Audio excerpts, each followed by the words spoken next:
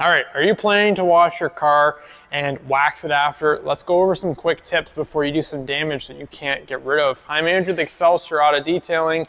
Wanted to do a quick video about, because this is the time of year when people start waxing their cars with paste wax or liquid waxes.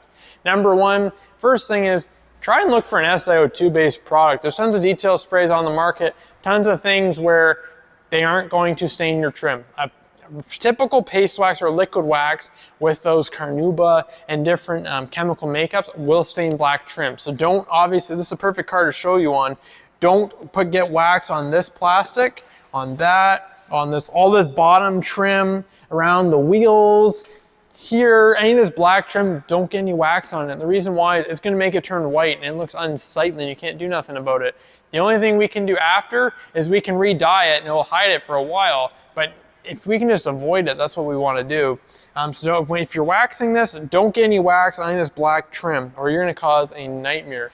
The last thing is, I would just recommend, if you can, just get an SiO2 product. And you can put it on everything, so it's not going to be like a wax-based issue.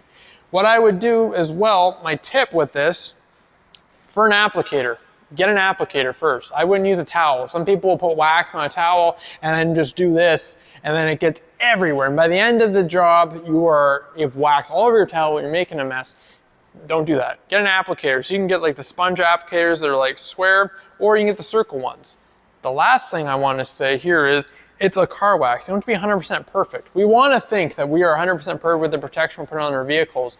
You don't have to be. If you're putting the applicator, I wouldn't go past this body line right at the bottom, for instance.